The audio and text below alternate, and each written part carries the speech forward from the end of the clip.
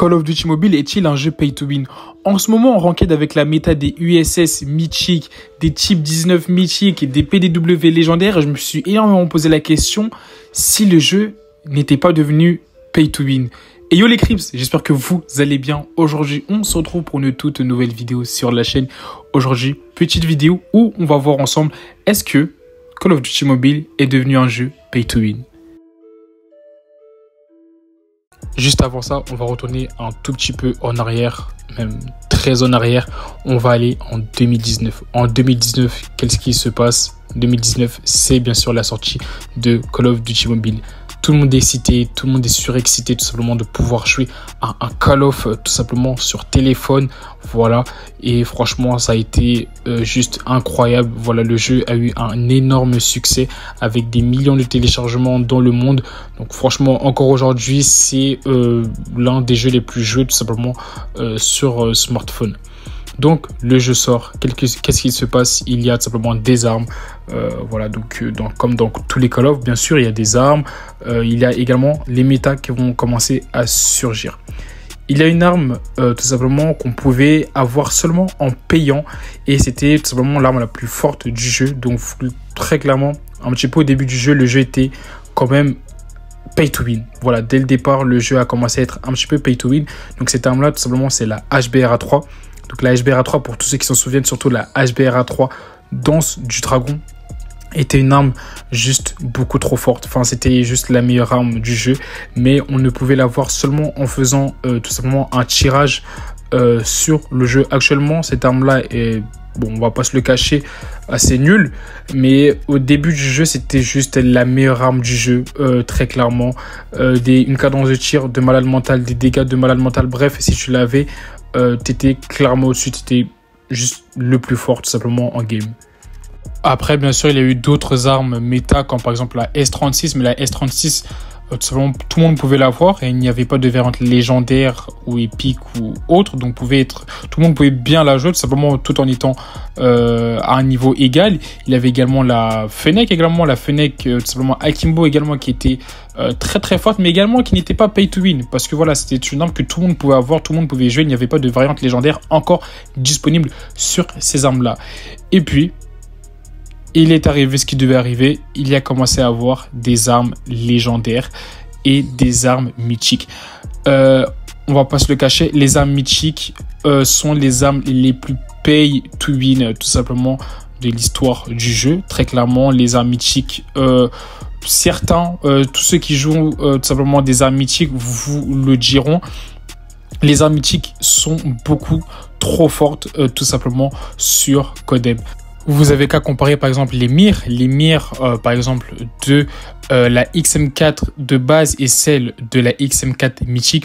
On peut bien constater que celles de la mythique sont beaucoup plus pay to win et sachez que c'est comme ça avec toutes les armes mythiques. Les armes mythiques ont une précision beaucoup plus haute et beaucoup plus précise tout simplement comparée aux armes de base et déjà à partir de là, on peut voir déjà qu'il y a un souci, c'est que l'arme en mythique est beaucoup trop forte. Donc voilà, tu vas par exemple mettre 150 € tout simplement pour être beaucoup plus boosté sur le jeu. Et franchement, ça c'est très dommage parce qu'en ce moment, tu le ressens énormément quand tu fais des games avec des personnes qui jouent full USS 9 mythique. Je peux vous dire que la game, tu vas bien te faire niquer. Avec ta petite USS 9 standard. Certes, la USS 9 de base a fait très mal, voilà. Mais si on parle en termes de mire, la mire de la USS mythique est beaucoup plus précise, tout simplement par rapport à celle de base. À ce jour, Call of Duty Mobile est devenu un jeu pay to win. Après, c'est vrai. Voilà, donc la USS 9, c'est vrai, c'est la méta. Donc après, voilà, ça va être pendant un court instant, une courte période, voilà, que l'arme va être cheatée comme ça. Après, bien sûr, comme vous savez déjà, il y aura sans doute une autre arme qui va devenir méta. Et bien sûr, les gens vont commencer à la jouer, sa variante mythique. Et à partir de là, voilà, le cercle va recommencer avec les armes mythiques tout simplement qui sont en train de détruire le jeu. C'est un petit peu comme le cas de la BP50 qui également avait juste détruit le jeu. Là, actuellement, on ne voit plus de BP50 tout simplement mythique sur Codem, c'est parce qu'elle a été nerf.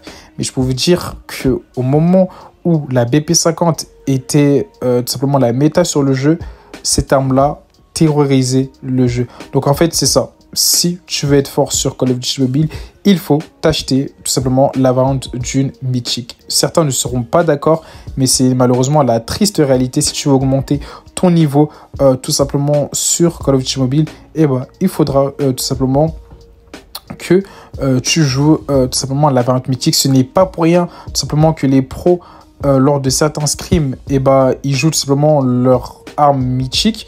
Après, dans certains scrims, voilà, les armes mythiques ne sont pas autorisées, mais voilà, c'est tout simplement pas pour rien qu'elles ne sont pas autorisées. C'est tout simplement parce que tu as un avantage qui est quand même assez considérable et assez conséquent tout simplement par rapport à tes adversaires du coup. En tout cas, vous les gars, n'hésitez pas à me donner votre avis tout simplement par rapport à tout ça, par rapport au jeu. N'hésitez pas à me dire si vous trouvez tout simplement que le jeu est devenu pay to win. Franchement, je trouve que c'est quand même vraiment intéressant d'écouter tout simplement l'avis de chacun. N'hésitez pas à me dire tout ça en commentaire. Voilà, franchement, on peut débattre. Franchement, si c'est dans le respect, let's go.